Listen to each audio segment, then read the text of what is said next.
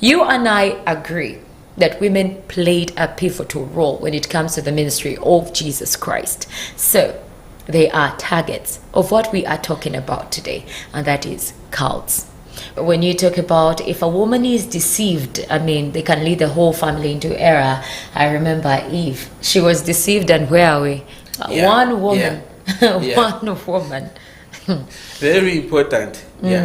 Yes, so it is important that we secure our ladies, and that's where it leads me to what this means to the church and what the church can do about this.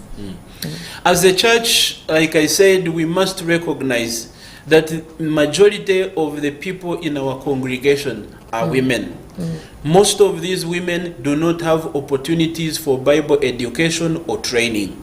Yet they have a great influence in the way the church ministry runs or society as a whole is shaped. And if we ignore women discipleship and formation spiritually for them, we will be prone to the challenge and vulnerability of cults. I would strongly challenge church leaders, wherever you are, to intentionally focus on spiritually forming women in your church, equipping them with Bible knowledge and sound doctrine, that on the basis of these, they would guard their faith, they would protect their children, they would work alongside their husbands to not only grow in their faith, but share it with the community around them.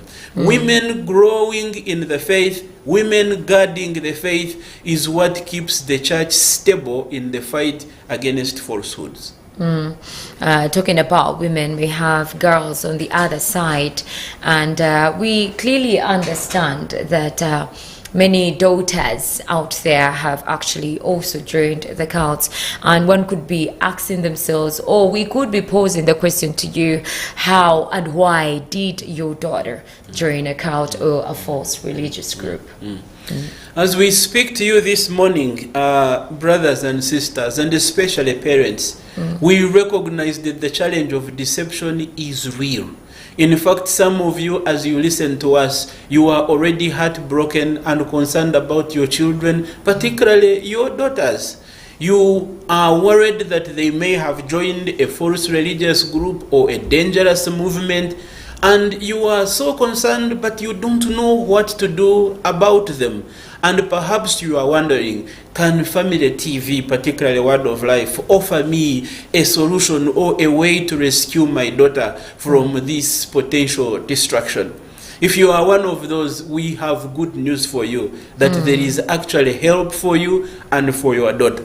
But for that to happen, you need to understand some of the factors that lead or might have led your daughter into a false religious movement, so that you know how to easily help them out. A number of people are usually drawn to cultic groups for particularly two major reasons. Reason number one is the tactics that the cultic group uses to hoodwink members, and especially women, as we noted earlier. But number two is the personal vulnerabilities of these young women as well. And some of those may be emotional, they may be spiritual, they may be intellectual, they may be economical. For instance, talking about the emotional aspect, we recognize that at the heart of every human being is a longing to be loved. And when it comes to our girls and daughters, that becomes even much more prominent. That our young girls would like to be loved by their parents and to feel that they matter and that they are at the center of their parents' considerations. When they do not feel loved well, that longing for love is likely to drive them to a person or a group that seems to offer that love and fill the void more than the parents have done. Your young girl has come to university for the first time. Maybe she had not even been in the city before, and here she is. She does not know many people. She has come to a university, and she meets a group of people who identify themselves as Christians. They embrace her, they receive her into their ranks, they bomb her with a lot of love, more than you have ever given her. And for the first time, she feels a more family connection with this group than she does with her biological family. And guess what's going to happen? just as they have given her their all, she's going to give them her all without even thinking about it. So as parents, particularly mothers, do you have that loving connection with your daughter that has set a standard of what true love really looks like for your child? That they don't have a longing or a need to crave for somebody else's love, particularly that of cult leaders. As we noted earlier, most of the women are not just emotional, but they really respond very well, especially to things to do with Jesus. As the Daphne noted earlier, we noticed that in the ministry of Jesus, women were the most committed in the team. They didn't just love Jesus, they gave him their all. That is true. You will see when Jesus died and even towards his resurrection, who were the last on the cross? Women. Who were the first at the empty grave on Sunday morning? Women. Now, if you have that kind of commitment and hunger for spiritual connection and growth among women, imagine your daughter today having such a longing, but connecting to a man who may identify himself as a pastor or a prophet or an apostle, but actually he is not. Your daughter is going to give this man her full commitment, and she's going to be willing to pay whatever price is required of her by this individual or the group or church that he leads.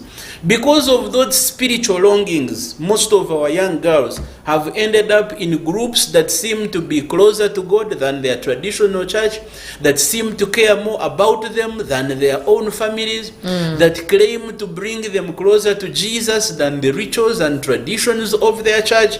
And in fact, most people, particularly women, end up in a cultic group just because, not because they really want to be defiant, but because they love Jesus. Yes. And they have made a group that seems to suggest that they will lead them to Jesus more than any other church has ever done before. And so out of a hunger for intimacy with Jesus, they have ended up in love with another Jesus. And of course, let's also not forget economic factors. Yes. That some of these young women will join a church because maybe the church is providing tuition for them where parents have failed. Maybe the pastor is giving her pocket money that the parents were too stingy to give her. And out of desire to be taken care of or well supplied, they have ended up in a church that looks like Christian but actually is potentially harmful to them.